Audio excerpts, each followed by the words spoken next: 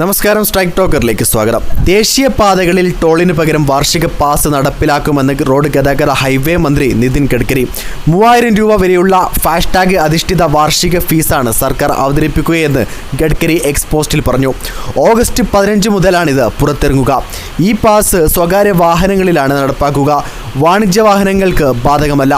വാർഷിക പാസ് എടുത്ത തീയതി മുതൽ 1 വർഷം വരെ അല്ലെങ്കിൽ 200 യാത്രകൾ വരെ പാസ് ഉപയോഗിക്കാം. ഇതിൽ ആദ്യം വരുന്നതാണ് പരിഗണിക്കുകയെന്ന് അദ്ദേഹം പറഞ്ഞു. സംവിധാനം നടപ്പിലാക്കുന്നതോടുകൂടി ടോൾ ബൂത്തുകളിൽ ഇനി കാത്തു നിൽക്കാതെ സുഗമമായ സഞ്ചാരം യാഥാർത്ഥ്യമാകും. ഒരു വർഷത്തേക്കുള്ള യാത്രയ്ക്ക് 15 രൂപയെ ചിലവാകുകയുള്ളൂ. ടോൾ ബൂത്തുകളിൽ തിങ്ങി നിറഞ്ഞുള്ള കാത്തിരിപ്പ് ഒഴിവാക്കാനാകും. തർക്കങ്ങൾ ഒഴിവാക്കാം. വാർഷിക പാസ് നിലവിൽ വരുന്നതോടെ രാജ്യത്തുടനീളം ദേശീയപാതകളിലൂടെ സുഗമവും ചെലവും കുറഞ്ഞതുമായ യാത്ര സാധ്യമാകുമെന്ന് ഗഡ്കരി കുറിപ്പിൽ പറഞ്ഞു. 200 യാത്രകൾ കഴിഞ്ഞാലും അക്കൗണ്ട് റീചാർജ് ചെയ്ത് ഉപയോഗിക്കാം. ഇനി പുതിയ സംവിധാനത്തിലേക്ക് എങ്ങനെ മാറുമെന്ന് നോക്കാം. നിലവിൽ ഫാസ്ടാഗ് ഉപയോഗിക്കുന്നവർക്ക് മറ്റൊരു രേഖകളും കാണിക്കാതെ തന്നെ പുതിയ സംവിധാനത്തിലേക്ക് മാറാം. ആക്ടിവേഷൻ പാസ് പുതുക്കുന്നതിലുള്ള ലിങ്ക് ഉടൻ തന്നെ രാജ്മാർഗ് യാത്ര ആപ്പിലും national highways association of India, road transport and highways മന്ത്രാലയം എന്നിവയുടെ ഔദ്യോഗിക വെബ്സൈറ്റിലും ലഭ്യമാകുമെന്ന് ഗഡ്കരി പറഞ്ഞു.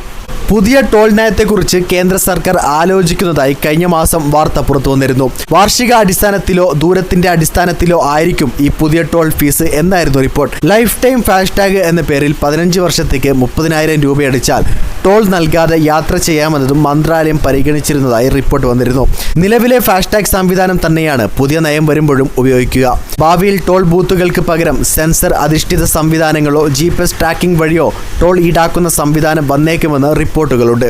2023-24 വർഷത്തിൽ രാജ്യമെമ്പാടുമുള്ള വിവിധ ടോൾ പ്ലാസകളിൽ നിന്നായി ആകെ 55,000 കോടി രൂപയാണ് വരുമാനമായി ലഭിച്ചത്. ഇതിൽ സ്വകാര്യ വാഹനങ്ങൾ നൽകിയ വരുമാനം 8,000 കോടി രൂപ മാത്രമാണ്.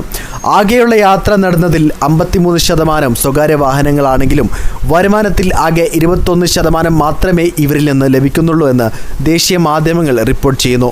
ഈ പുതിയ സംവിധാനത്തിനോടുള്ള നിങ്ങളുടെ അഭിപ്രായം രേഖപ്പെടുത്തുക. വീഡിയോ ഇഷ്ടമായ ലൈക്ക് ചെയ്യുക.